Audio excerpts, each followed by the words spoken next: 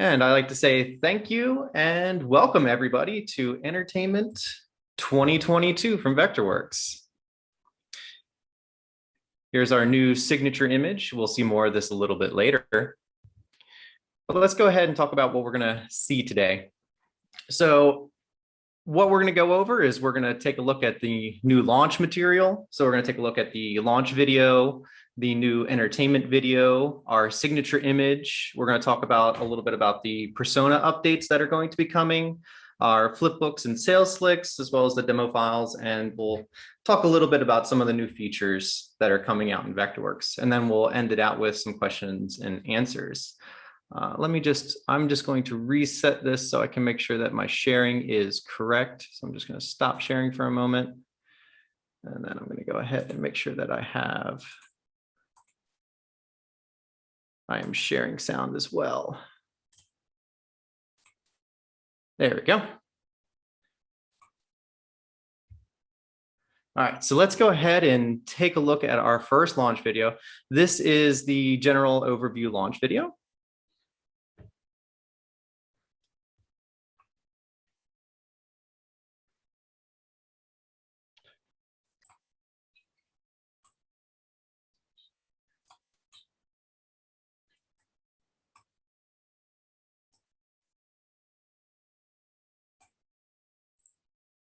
Brandon, there's no audio from the video.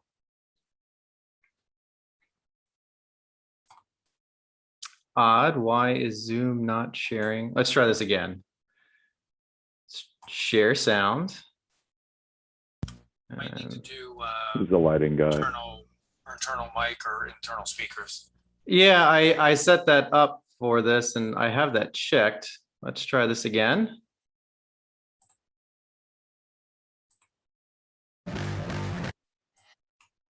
There it is.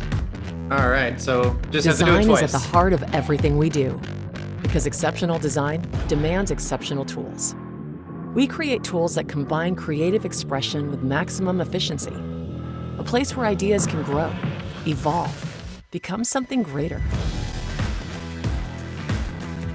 Wherever your ideas take you, you'll get there faster when you're free to design without limits. I have to say, I really like that video. It's really, really cool. I like how it really shows off all the products. So the next video that we worked with is thanks in part a lot to the help of Jim, who did just a phenomenal job really doing all the modeling and stuff like that. So let's go ahead and take a look at our entertainment video.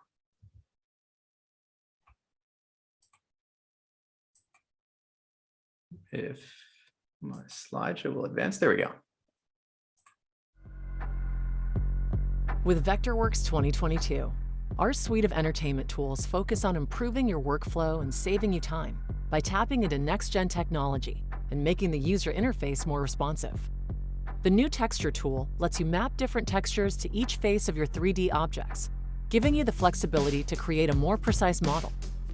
Scenic and set designers can visualize these textures faster with the new Redshift render mode in Spotlight, as well as take advantage of the new Twinmotion Direct Link for easier syncing between platforms. Improvements across Spotlight bring you better camera controls, position name fields for trusses, and context menus for moving data around.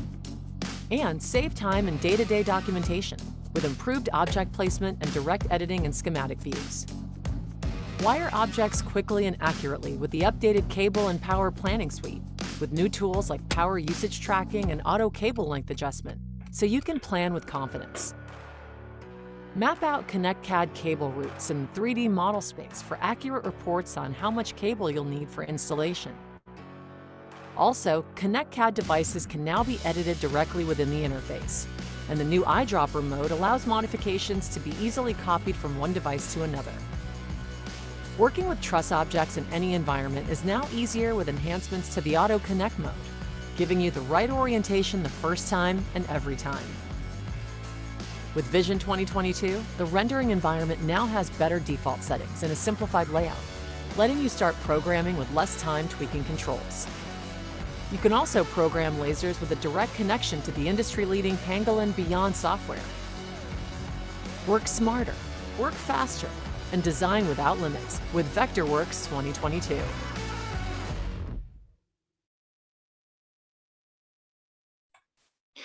Yeah. So one important thing that I really want to just touch on before we move forward, because we do have the new Redshift engine as well as this multi-phase texturing. As people start asking questions about Redshift, we are definitely pushing this towards the scenic design realm due to the fact that mainly it is geared towards them right now. While the Redshift is a really, really good render engine, it doesn't do very well with spotlights natively. This is something that the engineering team is working on to update and get a lot better. But right now, the Redshift is really, really targeted towards our scenic and set design market.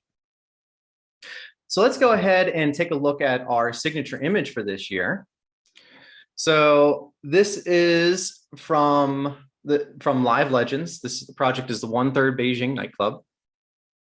As you can see here, this is one of the versions. We have a nice little LED panel here. We have stage, we have tile decks. There is a version that has a simple data visualization overlay. Personally, I like this image a little bit better because it's a little bit cleaner, but the data visualization does have a lot of really nice usage to show that we do a lot of data collecting. One of the things that is really a differentiator for us in Vectorworks is the fact that we do have so much data in the background and we can collect all of this information. So it's a really nice thing to have. This project is up on the Brand Center and is ready for you to download.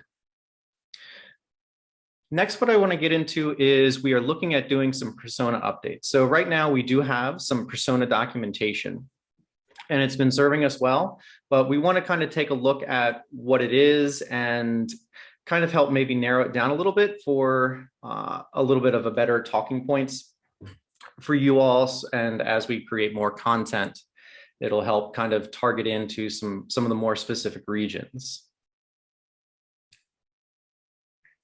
And of course, all of this stuff can be found on the Vectorworks Brand Center. All of our sales slicks have been updated. All of our flipbooks have been updated. All this information has been uploaded to the Brand Center. I know Eric showed a lot of this yesterday, so I wasn't going to show it again. But I just wanted to point out that it is here up on the Brand Center, ready for everybody to download and take a look at. Next, let's kind of talk about the demo files that we're doing that are up on the Brand Center. Oops. There we go. So the files that we currently have up there, we have a trade show demo file. This one was done by Jim. That trade show file is really, really good when you're talking to people who are doing project management, PMs, technical directors. This file has a lot of detailed documentation on how to do set builds. So set designers, set builders, they're really, really good ones to send this off to because it has such a high level of detail. It's how to create an RFP, and that's mainly what they're going to be focusing on. So while this is a little bit more of an in-depth document that has a lot of information, it's really, really handy for those that have this kind of thing in their workflow. The next one we have is a festival demo file. This has been put up on the Brand Center as well. This is a very simplistic file that is meant for those that are just doing basic festival layouts to kind of get an idea of what they can do as far as in Vectorworks. As you may or may not know, last year we added in the ability to do geoimaging. So that is in this festival demo file. So if you haven't seen any of that in Vectorworks, I would definitely download that and give that a try. One thing to keep in mind about using the geoimaging, you will have to update the image each time you open the file in Vectorworks. And this is due to some copyright laws that we are working with. The next one is the TV Studio demo file. This is geared towards a ConnectCAD audience. That one has just one or two little tweaks to be made, and that will be put back up on the Brand Center. The next one we have is a corporate conference demo file. This file is going to be in metric. This is almost done. This should be up on Brand Center as well as with instructions by the end of next week. We are also going to be working on updating our BraceWorks training file that is working right now, and that will be available soon, as well as if you saw Conrad's demo, he had a very, very nice ConnectCAD church that he used, and we are going to be updating that. There's still one or two little things that we want to clean up. There's some fixes coming out in SP1, so we want to make sure we kind of get the best file we can. So once those couple of SP1 fixes are done, we'll have that file done and that will be uploaded, and SP1 will be out next month. So at this point, I'm going to go ahead and stop sharing, and I'm going to let Jesse take over for a little bit, and he's going to kind of walk you through an example of these files just so you can kind of get an idea of what you're working with, and then kind of show you the what's new PowerPoint. So Jesse, I'll turn it over to you. Okay, just a second. Okay, I'm just going to quickly walk everyone through the TV Studio ConnectCAD demo file. It's set up as a eSport computer game studio, and it's designed to show off not so much the basic features of ConnectCAD, but things like the error checking and the project tracking features, and how you can implement a lot of the cable planning for the new features in there as well. So when you download the file, the zip will come with an instructions Word document, which just gives a step-by-step guide how to present it. And everything's based around saved views. So we've got there's a lot of sheet layers, but most of that's just paperwork, like reports for cables. The majority of what you need to demo the file is these saved views here. The first 4 saved views are the schematics for the layout of the file. And these are designed to show off the ConnectCAD error checking tools. So view 101, this one is the control one. It has no errors in it. So you can run the check drawing command here, and everything will display as is. Oh, just a second, I'm in the wrong workspace. 2 seconds. So to run the check drawing command, it's in the ConnectCAD menu under drawing and check drawing. So you get this little dialogue. One thing to watch is if you're running the file, make sure that you've mentioned that the error colors in here can be customized and changed as the user wants. And the user needs to make sure not to use the same colors for their circuits, otherwise you can't see the errors in the file. But you can see here, key thing here is restricted to the active layer only. Run the command, and if there's an error, it will show. If there's no errors, you get this little dialog. And then on the other 3 of these 102 to 104, they each have a particular type of error on. And the walkthrough document, or the instruction document, explains exactly how to fix this, so you can show the user how to fix the errors once you find them. The next section is the rack overview, and this is just to explain to the user how the layout rooms work. So if you move bits of equipment around from one room location in here to another, you can show that the room changes on the equipment item here. And if you select the same piece of equipment on the appropriate schematic, it will update the location there as well.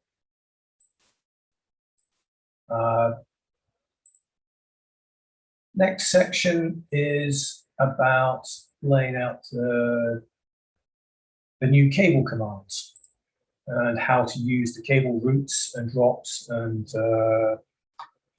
link spotlight symbols to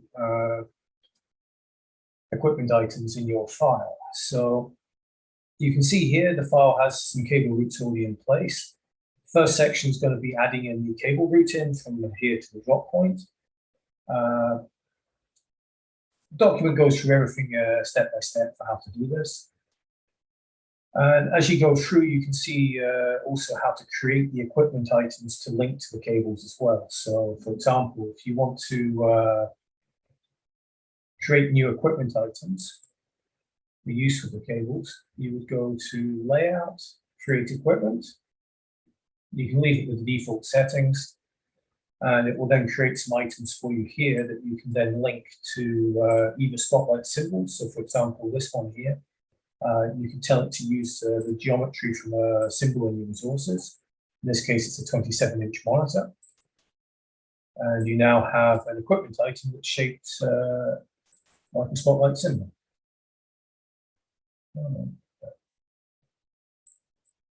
So you can see in a wireframe, you get the 3D geometry.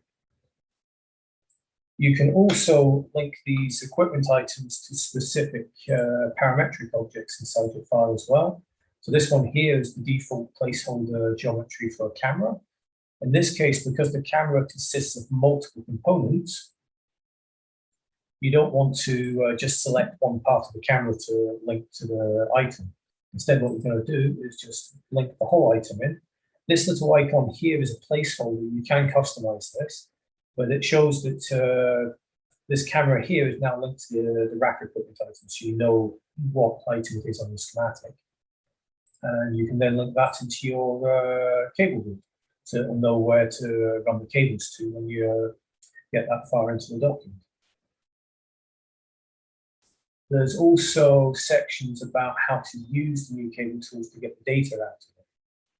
So I've already linked this item to the cable drop point, so it's in the system now. But if I want to know what cables are running down this part of the cable route, you've got this lovely tool called the Query Cable Route Segment. But before you use it, you have to make sure you actually tell ConnectCAD to calculate the cable length. So it's the same as the old rack, old command for calculating the cable lengths inside the racks, except now it does all the cable routes and linked objects in the file at the same time. You just run the command. You can ignore this. This is just setting the defaults for inside the racks. Takes a little while because of the size of the file. This is just warning some equipment items not connected to the cable route. Things like cables running from the monitor of the computer to the computer body. In this case, we can just ignore it. And this now means that these cable routes are populated and linked to the circuits on the schematic. So you can now use the Query Cable Route tool, select that. If you want to mark up the area cables, you can, but you can now see what's in each section of the cable route. And it will give you the diameter of the cable, each individual cable, the length of it in meters, the type of cable, and so on. Once you've got that, you can also use that to update your worksheets and cable reports. So we've got a save view that should take me to the worksheet. Of course, yeah, here we go. And if I update the worksheet here, you'll see that the estimated cable length will populate once the update is done. Come on, recalculate. There. Interesting. Really doesn't like zoom very much. But you can see now that you've got the cable lengths in the worksheet. The last section of the demo is designed to show off the abilities of ConnectCAD to actually track the installation part of the project on site, and then use it to update your file to make it easier for the client to deliver the as-built paper. Because in the installation world, something always changes during the installation part of the process. So say if you just comes to this schematic, there is a preset cable list in this folder here, which you just open, run the compare to cable list command, and then that will show you the differences between this list, which has some changes made in it, and the original schematic, and it shows you how to mark up and highlight the changes so your user or prospect can see how quickly they can generate this paper. So that's kind of the basics of this file. The rest of the sheet layers are just examples of the sorts of documentation the file would have, and what you can do with sheet layers to document it for presenting it to the client. So you can see you've got your schematics. Some of the schematics have the which one? Should be this one here. Schematic has, for example, images of the areas where stuff is getting installed in to allow people to see the relationship between the schematic and the real world. Some of these need to be updated, I think, but the rest of it should be fairly straightforward. The file's primarily designed for the advanced features. If the user wants to see how to draw a cable, you can obviously do that or draw a circuit, but it's, in theory, most of that's already set up in this file. So let's move on to the PowerPoint, the What's New PowerPoint. Just 2 seconds to set it up. Need to share the screen to the other side.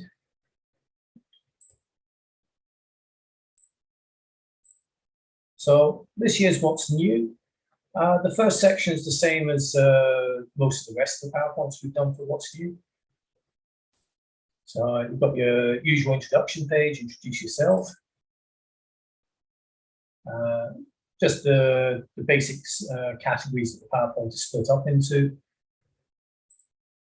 And of course, we've got the new signature image that Brandon's already described, the 1/3 Beijing nightclub, which was a Live Legends project. The first section is just the general features. So things like the next gen tech, the updates to use DirectX, Apple Silicon, and Metal. Most of this was covered yesterday in the landscape presentation. Again, Redshift. As Brandon mentioned earlier, the key point with Redshift at the moment from the entertainment point of view is Redshift doesn't really support the entertainment lighting device. So you can do lighting in it, but you then have to manually set up each light. So at the moment, until Redshift themselves get the support for that fully updated, we're recommending this for primarily for set design and scenic workflows. Twinmotion link, the per face mapping, which I'm sure everybody's seen yesterday. Again, the worksheet expansion. The one thing to be aware of here for the entertainment side, the parts. This is made the parts part of this expansion is more geared up towards the landscape and the architects at the moment. So that's something that our entertainment users can't really take advantage of yet. So just be careful how you talk about that particular task. Then we've got all the little UI improvements for things like the attribute palette and the snapping palette we move down to the bottom. And this year's theme for entertainment is usability and improving the usability of Vectorworks. So there's a lot of small quality of life improvements. Some of these we've got individual slides for, some of them are being lumped together depending on where they are. This was last year's signature image in the background here.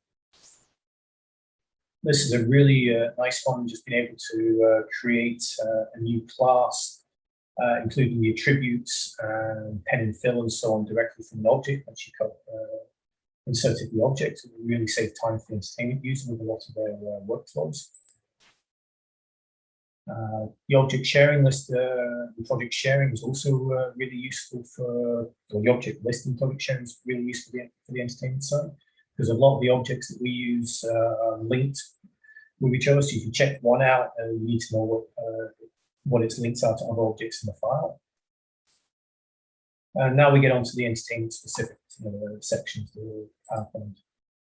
First task is cable tools and power planning. I've split this into 2 slides because the cable tools is well, it's effectively 2 subjects. The cable tools is an evolution of what we did with the preview cable tools last year. There's some quite cool stuff with auto insertion, the parts document, more data, and a few other bits and pieces in there, like being able to insert data tags with the cable object when it's originally drawn.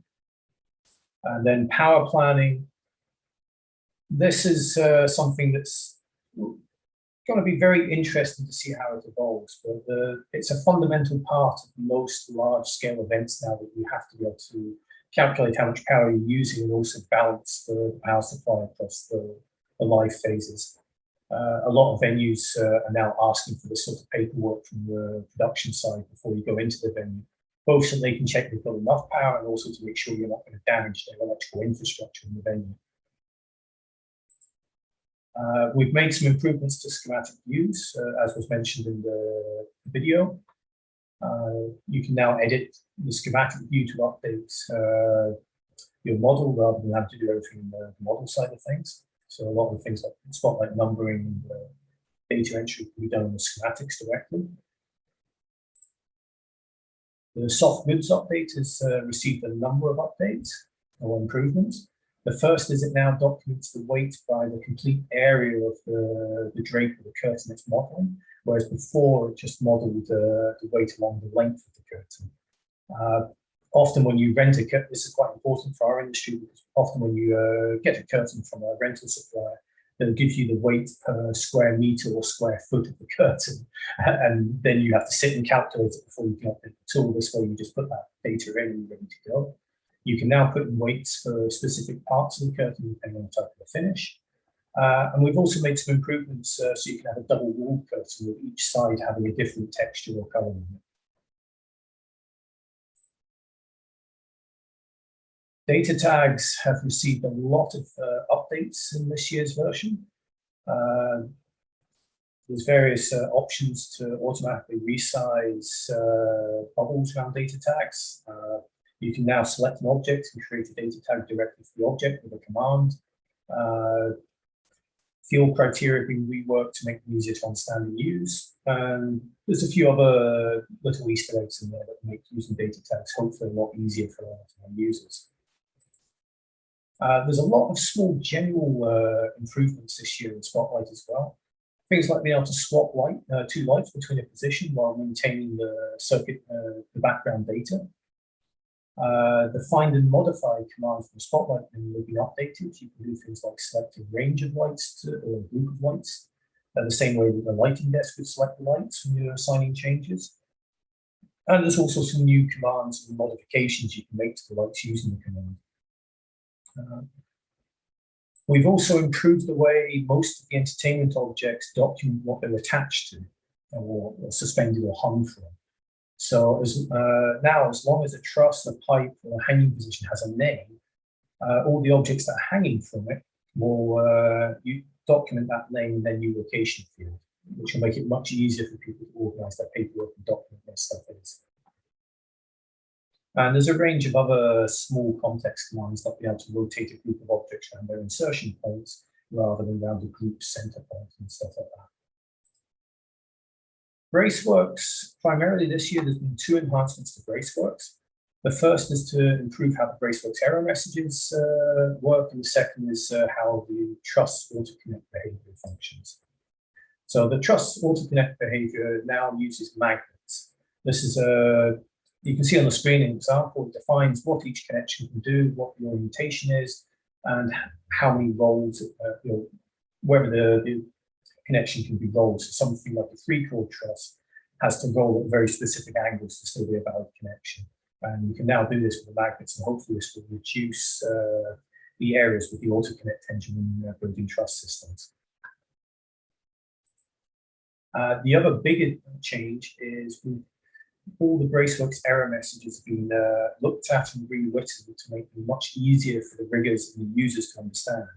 Previously, one of the complaints we were getting was the error messages were too much in engineering terminology, which didn't necessarily make sense to the end user. So this has been fundamentally reworked and reworded. The next point is each error message now has its own properties, and in there's a more information button which you can click on to access the error messages section in the help page, so you can actually see a more detailed report of what the error message is and possibly some ideas about how to fix it.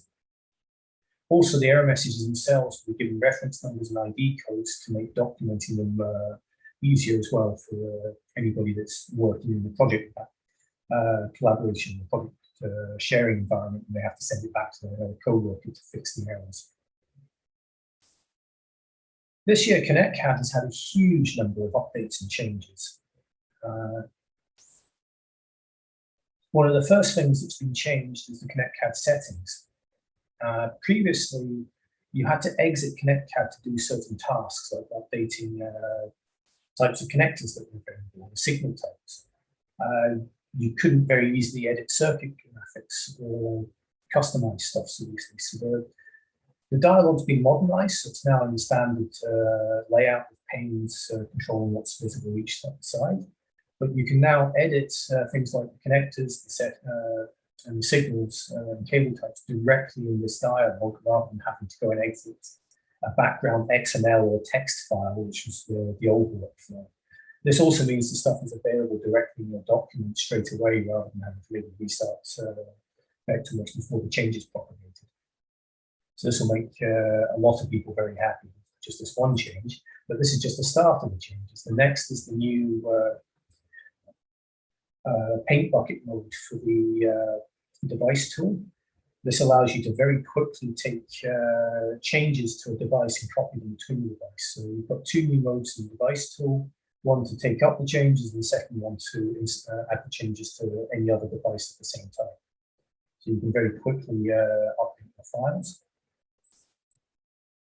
The rack elevation command has been reworked to make it easier to use and more understandable. It no longer relies on a specific layer. So you can create equipment for use in the rack elevation layer, but you can also use it, as I showed earlier in the demo file, to create equipment items that can be placed in a 3D model to link symbols and update the 3D model to accurately show where the equipment is for the installation team.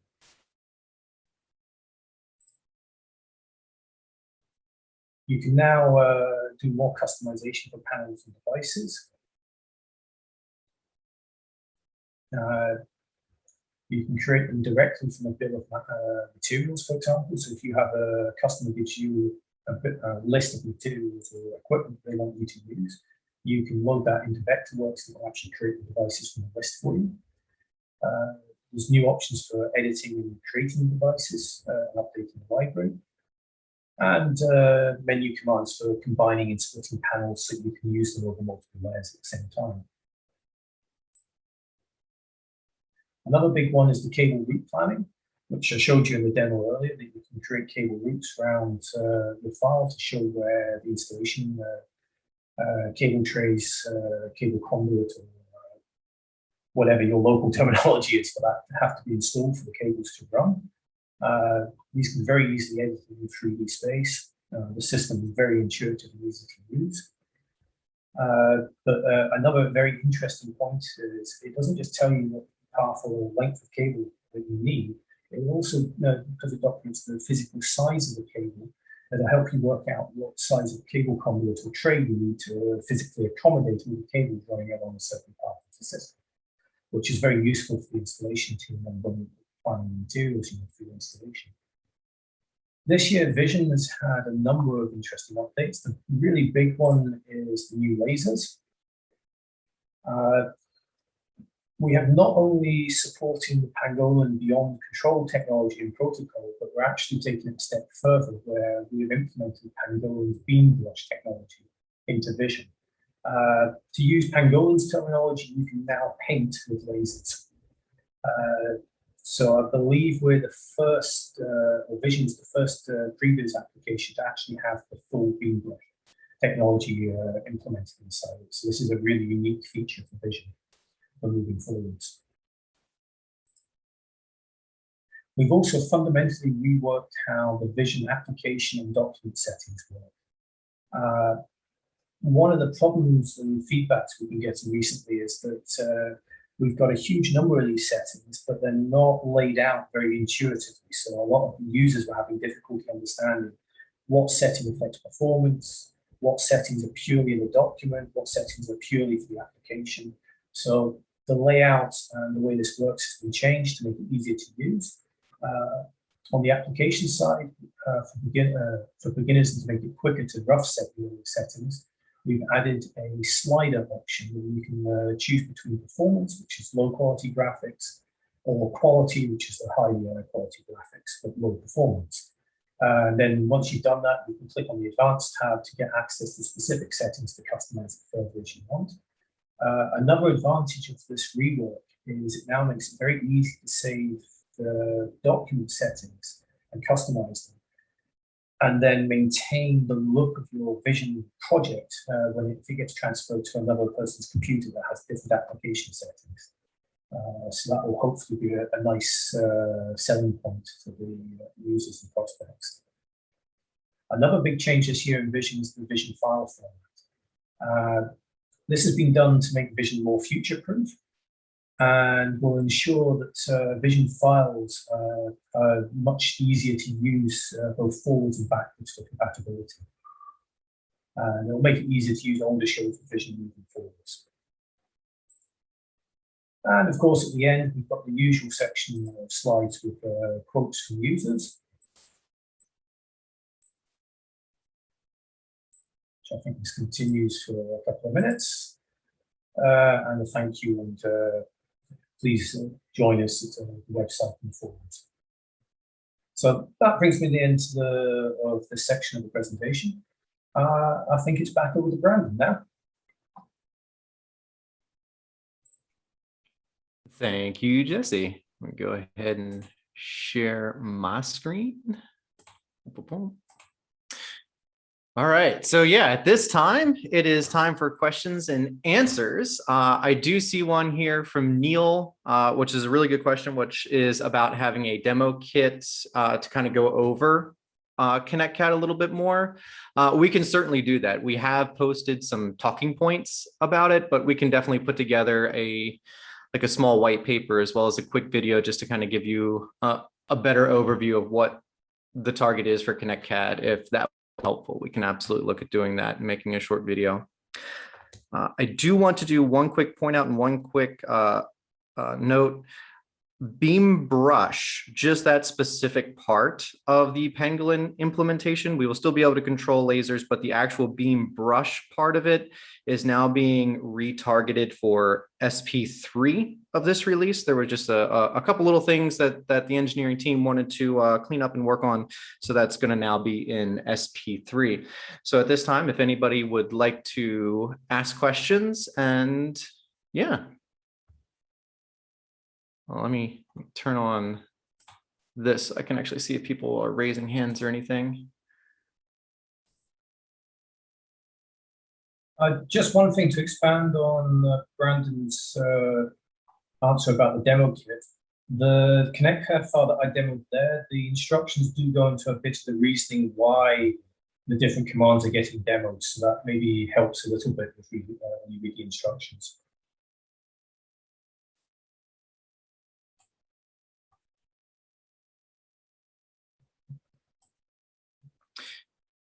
And I'll just throw out there, if you're downloading any of this material, the presentations, any of the demo files, and you just kind of want to run through it with anybody on the team, you are more than welcome to reach out to us and practice it with us. We can definitely give you feedback. We can ask you questions that you will probably get asked in your demo to kind of help you along that way and kind of prepare a little bit more. And also, if anybody wants to learn more about the new features, feel free to get in contact about that as well.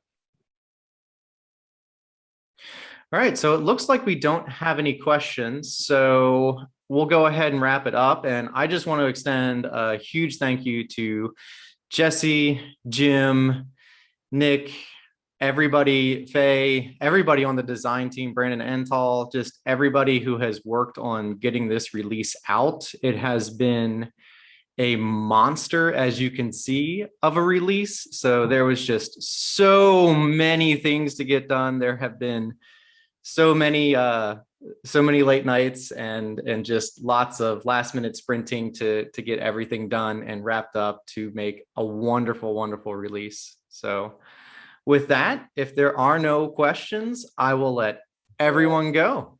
Have an absolutely wonderful day. Thanks, everybody. Bye all. Bye. Thank you. All right. Thanks all. Thanks, guys. Bye.